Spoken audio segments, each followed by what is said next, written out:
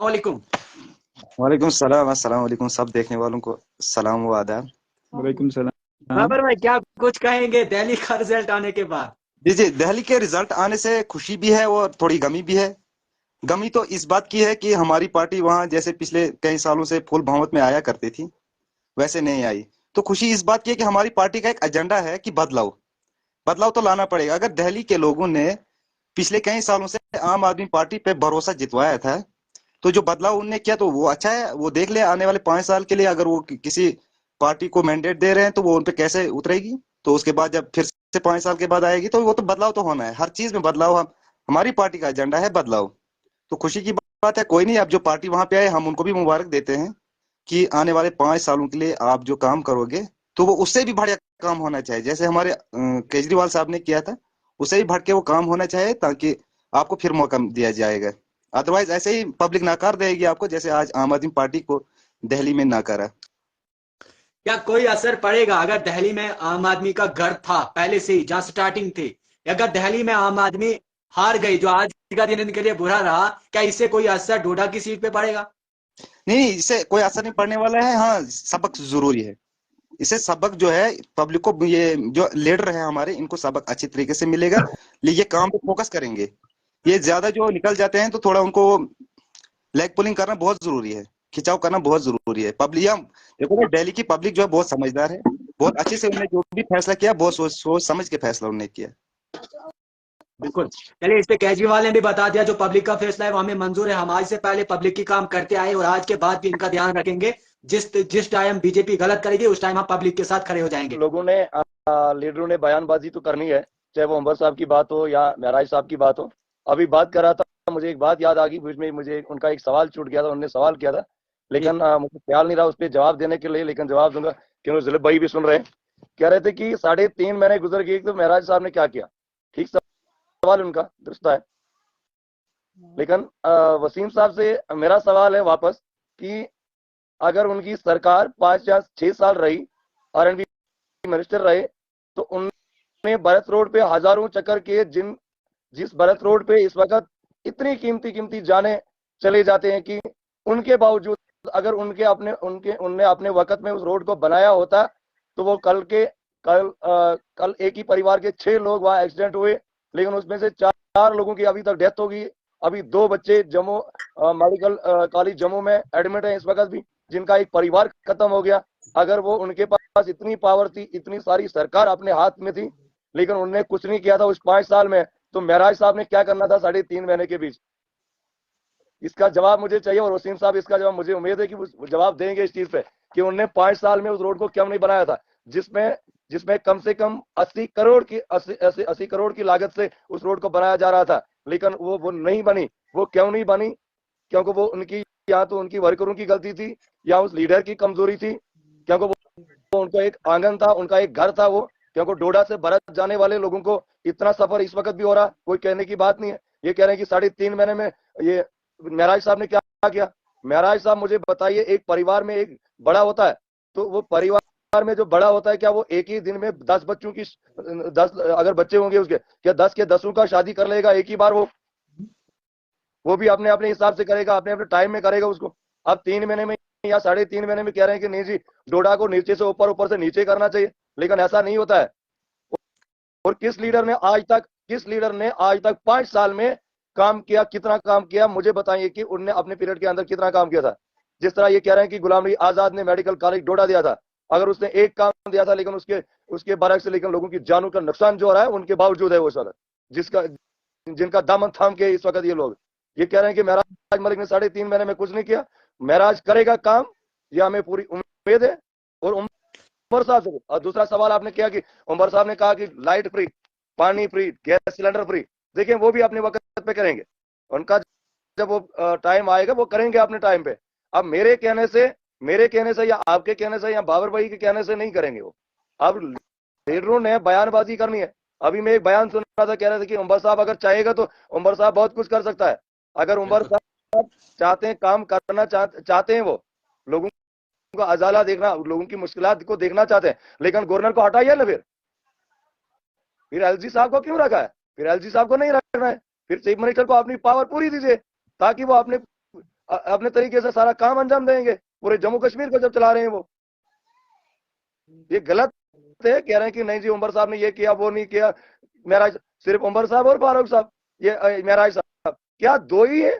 पूछना चाहता हूं इन लोगों से, क्या सिर्फ दो ही उमर अब्दुल्ला साहब और मेराज साहब सिर्फ इस जम्मू कश्मीर के अंदर रहते हैं, या यही एक चीफ मिनिस्टर और एक एमएलए, यही दो लोग हैं? बाकी एमएलए की बात क्यों नहीं कर रहे हैं ये लोग? बिल्कुल। बाकी एमएलए की बात भी कीजिए ना, उनने क्या किया, उनको भी सवाल कीजिए, उनको भी सवाल कीजिए। किश्तवाड़ से भी, इंद्रवाल से सवाल कीजिए, ये मरमत से जो कैंडिडेट है उनसे भी सवाल कीजिए, जनाब आपने 3.5 महीने में क्या किया? महराज साहब से सिर्फ तोपे। इसमें इसमें एक वजह है, जिस पेड़ पे फल ज्यादा होता है लोग पत्थर उसी को मारा करते हैं जनाब। बिल्कुल 90 एमएलए हैं हमारी कॉन्स्टिट्यूंसी में, ये हमारे जम्मू कश्मीर में, तो किसी एमएलए के खिलाफ बात नहीं की जाती है। वाहिद एक महराज मलिक जो है पूरे जम्मू कश्मीर की नजरों में है, तो अच्छी बात है, होना भी चाहे, और हम भी यही चाहते हैं। इन लोगों को बोलने दो। देखो जब वो काम का वक्त आएगा, जब हमारे चीफ मिनिस्टर साहब कोई भी काम किसी भी कॉन्स्टिट्यूंसी के लिए देंगे, तो वहां हमारा भी हक बनता है, वो हमें भी मिल जाएगा। अब ज्यादा अगर इस पे है तो वो हमारी हमारी खुशी है कि हमारा एमएलए साहब जो है पूरे जम्मू कश्मीर में, पूरे हिंदुस्तान में अभी नाम चल रहा है। एमएलए जो है एक पब्लिक से चुना हुआ बंदा होता है, तो यानी जहाँ पे एक एमएलए जाता है वहां पूरी कॉन्स्टिट्यूंसी के लोग, माना जाता है कि एक कॉन्स्टिट्यूंसी का जो एमएलए होता है वहां पूरी कॉन्स्टिट्यूंसी के लोग मिसाल के तौर पे वहां पे जाते हैं, तो वो तो सही आर्डर है, उस पर मानना चाहे। जो भी एमएलए, कोई भी एमएलए हो, जो भी वो चाहता है तो वो काम करना पड़ेगा एडमिनिस्ट्रेशन को। अगर वो ना स्कूलन हज खस्ताली वाला बुरा हाल स्कूलन हूं या की वजह पे कि पोज मसायस नहीं कत वन कि सोन डीसी या कैद अत पे एक्शन हेवन कह। महराज सोब आव आज बनो एमएलए, कर क्या सवाल कर महराज सोबस पे यो सवाल। बाकी आम कि डीसी डीसी वो लकट लकट अफसर इन पे सवाल कर कि अगर ये महराज वन कि सच्चाई पे अगर ये पे बाकी मुलाजिम तबक अगर यम तक सच्चाई पे इन क्या फर्क है आउट बारस मज अगर यम तन गरीबन हंदिस हकस मज तक गरीबन साथ दिन स्कूलन मज साथ दिन हर काम पे फोकस करें कि बन कि काम बन रुच बन ईमानदारी सत बन।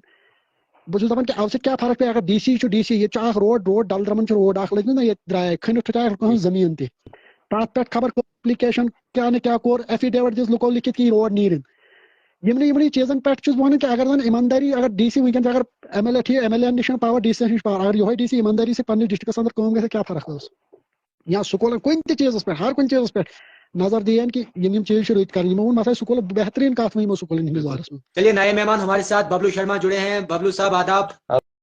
सबको आदाब, क्या हाल चाल है? बबलू भाई हम ठीक है, लेकिन आपका नेटवर्क शायद काफी वीक है। नेटवर्क वीक है बबलू भाई, थोड़ा नेटवर्क पे आएंगे। बहुत ज्यादा वीक है। बहुत ज्यादा। वसीम साहब का पता नहीं कहाँ गए, शायद मुझे लगता है कि फोन पे कहीं बिजी होंगे, उसके बावजूद वो जुड़ नहीं पाए फिर दोबारा से। बिल्कुल। हेलो जी जी बबलू भाई नेटवर्क अच्छा। आवाज ठीक आ रही है, लेकिन आपका फिर बीच बीच में नेटवर्क की वजह से चल रहा है। चलिए आप बताएं, तब भी आवाज आपकी ठीक आ रही है। आपने कमेंट किया था कि महराज मलिक पे भी असर पड़ेगा दिल्ली में हारने से। वो तो जो एक पॉलिटिकल लीडर होता है जिसकी पॉलिटिकल पार्टी बैकग्राउंड होता है, कोई पॉलिटिकल बैकग्राउंड। आपका नेटवर्क बहुत वीक है, आपकी आवाज नहीं आ रही है।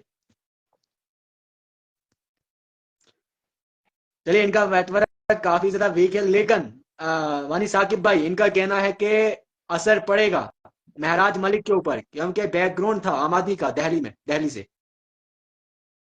ये तो सही बात है, मगर एक तरफ से अगर सोचा जाएगा अगर अपनी डिस्ट्रिक्ट में वो स्टेट अलग है, ये स्टेट अलग है, अगर इसको भी स्टेट का दर्जा मिल जाता था तो थोड़ा बहुत असर उनका कम पड़ जाना था। तो इसके बारे में उतना हमारे को नॉलेज भी नहीं है, इससे हम थोड़ा दूरी रहे ज्यादातर। चलिए एजाज साहब से यही सवाल हमारा करते हैं। एजाज साहब, कुछ लोग मतलब इनका कहना है कि महराज मलिक के ऊपर असर पड़ेगा। देखिए मैंने पहले भी आपको कहा और अभी भी कह रहा हूँ, एक परिवार में एक बड़ा होता है, अगर उस परिवार के अंदर उस बड़े आदमी को कहीं थोड़ा सा फर्क पड़ता है, मान लो कि अगर उसको 10% की फर्क पड़ती है, तो उसके परिवार को भी थोड़ी सी फर्क पड़ती है। लेकिन अब परिवार और परिवार का दो पहलू होते हैं। एक परिवार होता है कि सक्का परिवार, दूसरा पहलू होता है इसमें कि थोड़ा सा दूर। ठीक है, अभी जो उनका एक पार्टी का जो निजाम है, उनके महराज साहब के ऊपर कोई फर्क नहीं पड़ेगी, ये क्लियर चीज है। क्योंकि उनको एक अपनी सरकार, वो सरकार के हिस्सा है, उमर साहब से जुड़े हैं, वो उनके सरकार से जुड़े हुए हैं, वो उनके केजरीवाल जी के हारने से या और कोई हारने से उनके सेहत में या उनके किसी काम में फर्क नहीं होगा, क्योंकि चीफ मिनिस्टर जो है वो जम्मू कश्मीर का है, वो दिल्ली का तो है नहीं। अब अपनी अपनी सोच, अगर कोई सोच रहा है कि महराज साहब के ऊपर भी इस चीज का फर्क पड़ेगा, मुझे समझ में नहीं है, या तो मुझे समझ में नहीं आता, या तो मैं नहीं सुन के समझ नहीं रहा हूं, या तो इनको कोई मिस्टेक है। अब मुझे ये समझाएं कि उनको फर्क कैसे पड़ेगी। अगर चीफ मिनिस्टर जम्मू कश्मीर का है, एमएलए डोडा का है, अगर सरकार का हिस्सा है, तो उनको क्या, इसका मतलब कि इनके कहने का मतलब है कि या तो चीफ मिनिस्टर उनको नजरअंदाज करेंगे, उससे भी फर्क आ सकती है, लेकिन ऐसा होगा नहीं, क्योंकि पार्टी का एक मंशूर होता है, एक चीफ मिनिस्टर का मंशूर होता है, जिसने एमएलए उसके अंदर होते हैं, तो वो चीफ मिनिस्टर जो सब एमएलए को बराबर रखता है। जब भी उनकी प्रोटोकॉल होती है तो सारे एमएलए के साथ बात होती है, मीटिंग होती है। ऐसा नहीं है कि आप सोच की फर्क है, लेकिन दिल्ली के हारने से महराज पे कोई फर्क नहीं पड़ने वाली है, क्योंकि महराज जीता हुआ है वहां पे, वो जीता हुआ एमएलए है। वो ये नहीं है कि सरकार से बाहर है, अपोजिशन में नहीं है ना वो। अगर वो अपोजिशन में होता, अगर सरकार से बाहर होता वो, तो उनको तब फर्क पड़ती, हम भी कहते हैं इसको फर्क पड़ेगी, लेकिन ऐसे नहीं, क्योंकि चीफ मिनिस्टर जो है, चीफ मिनिस्टर जम्मू कश्मीर का है, दिल्ली का कोई लेना देना है नहीं। अब दिल्ली का चीफ मिनिस्टर तो एक जम्मू कश्मीर के एक एमएलए को क्या देगा वहां से, चलिए मुझे तो नहीं लगता। बबलू भाई फिर से जुड़े हैं। बबलू भाई से ही सवाल रहेगा, क्योंकि इन्होंने ही कहा कि असर पड़ेगा। बबलू भाई आप थोड़ा बता दें तफसील से कि किस तरीके से असर पड़ेगा। बबलू भाई मेरे छोटे भैया, बिल्कुल मेरे छोटे भैया। मैं इसका जवाब दूंगा। पहले मेरा नेटवर्क इशू बहुत ज्यादा आ रहा है, पता नहीं आज क्यों आ आपका रहा है। नेटवर्क अभी अभी भी वीक पहले है, आवाज साफ आ रही है? जी जी, अभी वीक है। कट करके आवाज आ रही ठीक है, अब ठीक है? नहीं, अभी भी वीक है। चलिए इनका नेटवर्क काफी ज्यादा वीक है शायद। आज एजाज साहब, मैंने 10 बजे का सोचा था कि लाइव को एंड करेंगे, लेकिन आखिरी सवाल आपसे करूंगा।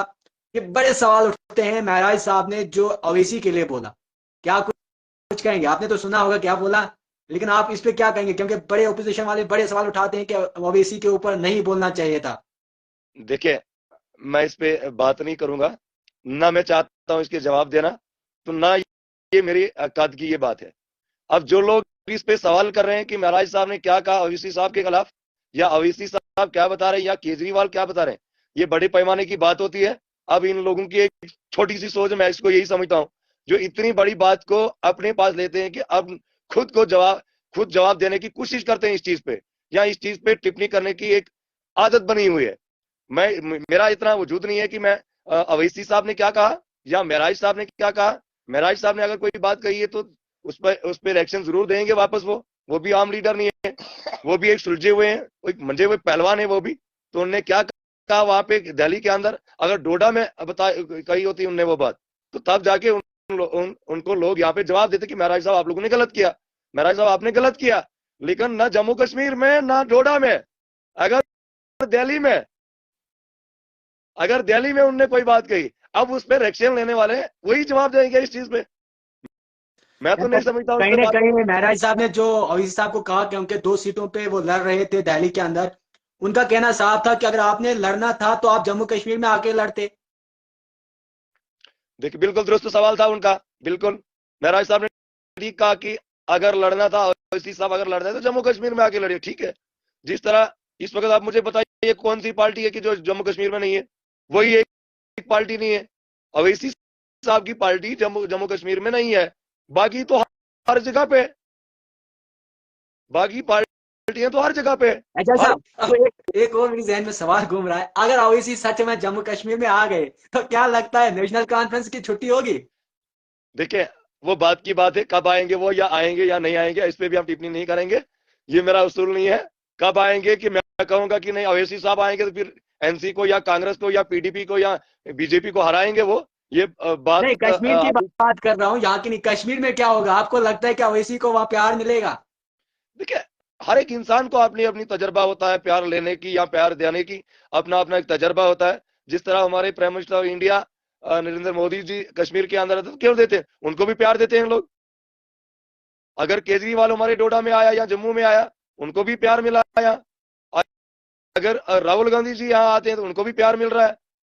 बिल्कुल। तो जो जम्मू कश्मीर का होगा तो उसको तो प्यार मिलेगा ना, जो इस नहीं, हिंदुस्तान का रहने वाला। मैं ये सवाल इसलिए आपसे पूछ रहा हूँ क्योंकि ओपोजिशन वाले कहते हैं कि ओवैसी बहुत बड़ा लीडर है, यानी कि बहुत खतरनाक लीडर है, मानते हैं हम अच्छा लीडर है, लेकिन ओपोजिशन वाले कहते हैं अगर ओवैसी जम्मू कश्मीर में आएगा तो ओवैसी यहाँ पे अपनी सरकार बनाएगा, इसलिए आपसे पूछा। देखिए जब आए तो तब हम देखेंगे, तब बात तो कर सकते हैं ना। अभी अभी अभी बच्चा हुआ नहीं है, नाम पहले से ही रख रहे हैं हम लोग, जब बच्चा अभी है नहीं। जो लोग ये अभी सोच रहे हैं उनके लिए आपका क्या मैसेज रहेगा? देखिए, जो लोग ये कह रहे हैं उनको, उनसे ही जवाब मांगे कि अगर वो कह रहे हैं कि अगर डाल रहे हैं ना इस पे, वो अगर साथ में रह रहे हैं कि अगर अवैसी साहब जम्मू कश्मीर में आते हैं तो अंबर साहब की खलासी होगी या फलानी साहब की या बीजेपी की खलासी होगी, सफाया होगा। हम ये नहीं कहेंगे, हम कहेंगे तब जब आए।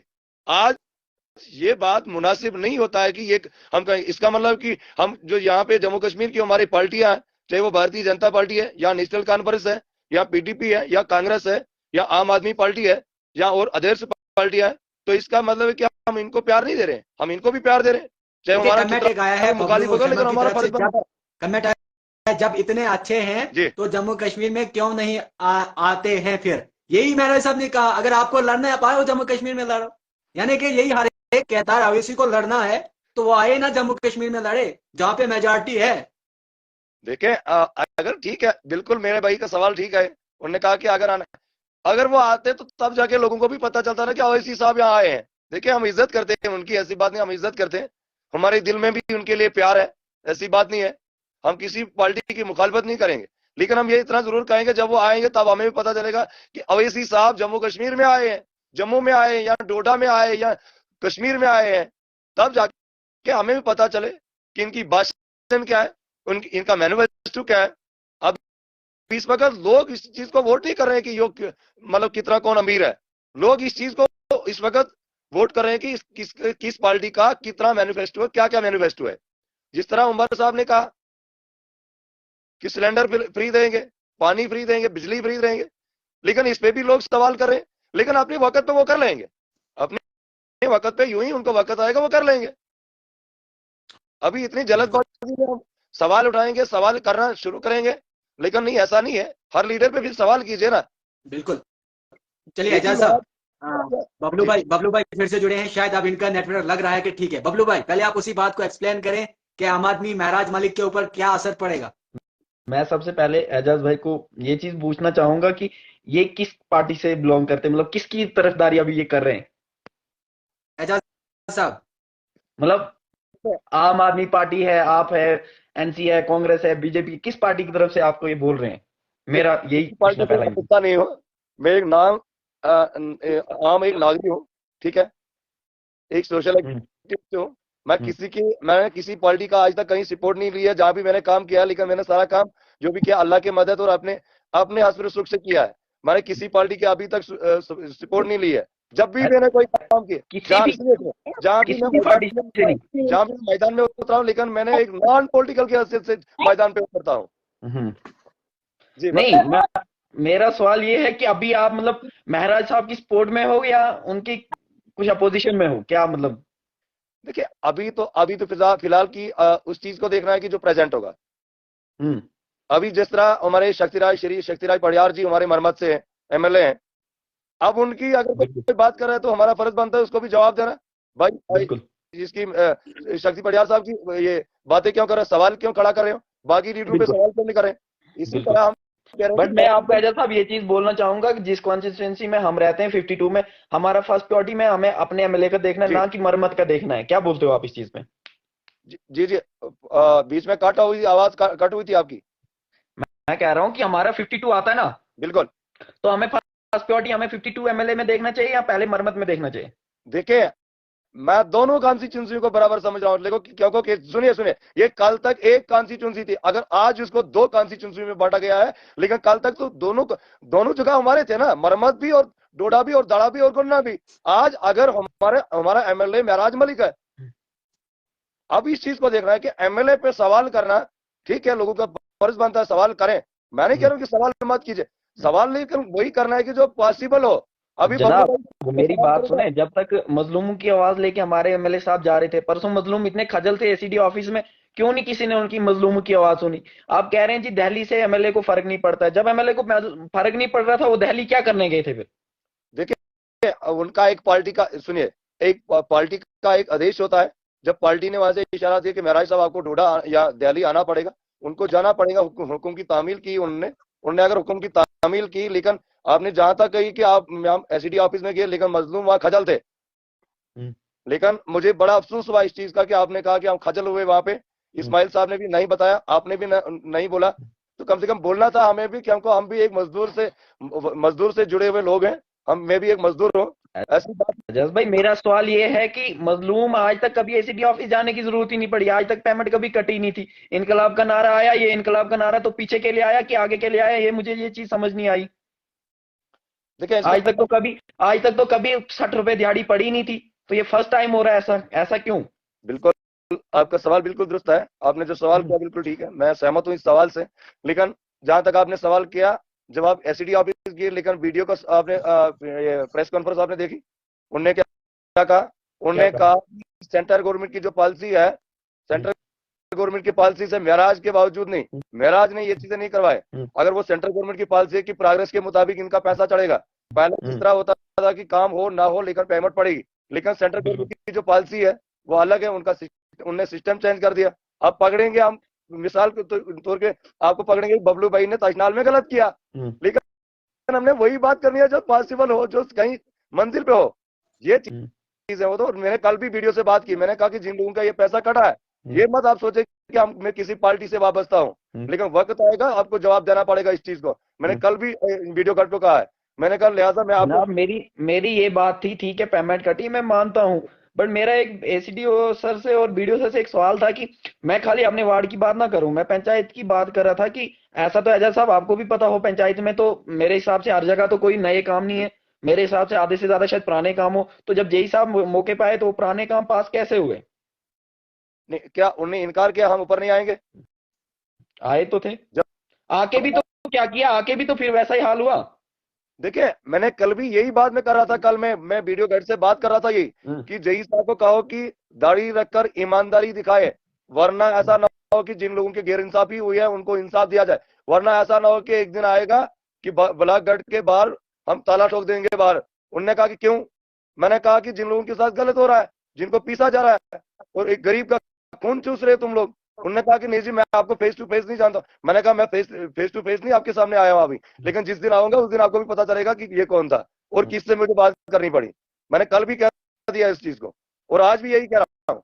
मेरा देखो वीडियो साहब एक हॉनेस्ट मुझे जहां तक लगता है ऑफिसर बहुत अच्छे हैं, बातचीत से भी अच्छे हैं, बट लेकिन मैं ये चीज बोल रहा हूँ कि जो पुराने कामों को पास कैसे हुए वो चीज मुझे समझ नहीं आई। अब जेई साहब को तो वो चीजें देखनी चाहिए थी, और जिन कामों पे जेई साहब गए नहीं थे उन कामों की पेमेंट फुल हुई थी, मुझे ये चीज भी समझ नहीं आई। दूसरी बात मैंने एसीडी साहब से ये बात पूछी थी कि प्रॉपर तरीके से कोई एस्टिमेट बनाओ, जैसे आप लैंड लेवलिंग या कुछ भी होता है उनको प्रॉपर तरीके से बताओ आपने काम कैसे क्या करना, वो काम किसका होता है मुझे तो नहीं पता है, जैसा साहब आपको पता होगा वो चीजें कौन उनको बोल सकता है, मतलब जो एमजी नरेगा पे काम करने वाले होंगे वो गाइड कौन करेगा? जीआर करता है, वीएलडब्ल्यू करता है, या हमारा ये जेई साहब करते हैं? देखिए, मैं उनका नाम नहीं लूंगा, सारा पता है मुझे कि कहाँ से इनका सिस्टम जो चल रहा है, लेकिन इनका सिस्टम जो सारा सामने आएगा, आप भी देख लोगे, वक्त आएगा। अभी तैयारी है, अभी शुरुआत है, अभी ऐसा कुछ नहीं है, लेकिन तैयारी हो रही है। लेकिन वक्त आएगा, कुछ ही दिनों में जेई भी आएगा, ए भी, AEE भी, सारे स्टाफ नहीं आएंगे ना, तो मैं भी नाम का चेंज कर दूंगा उस टाइम। बिल्कुल। और आप देखोगे धड़ा बी के अंदर हर मुलाजिम आप देख लोगे। ये नहीं कि मतलब मैं किसी की धमकी दे रहा हूँ कि मैं फलाने एमएलए के पास जाऊंगा तो वो सुपारिश करके वो तब आओगे। जिस दिन बैकग्राउंड पे आएगा उस दिन वो सारे आएंगे, आना पड़ेगा, जवाब देना पड़ेगा इस चीज का कि अगर जिन लोगों ने पिछले साल काम किया आज वो काम पास हो रहे हैं। उस जेई ने बिल कैसे बनाए, उसके उस AEE ने उसका साइन कैसे किया, उस पे एक AE ने उस पे साइन कैसे किया, अकाउंटेंट ने उस पे साइन कैसे किया, बीडीओ साहब ने साइन कैसे किया, क्या बिना देखे बिना पूछे? वीडियो साहब जो है ना, वीडियो साहब मुझे एक अच्छे लगे यार, मतलब देखो उनको जो ग्राउंड लेवल की टीम बताएगी। बीच में रोकूंगा, आप ही कह रहे हैं कि वीडियो साहब मुझे ईमानदार लगे, ठीक है मानता हूं मैंने।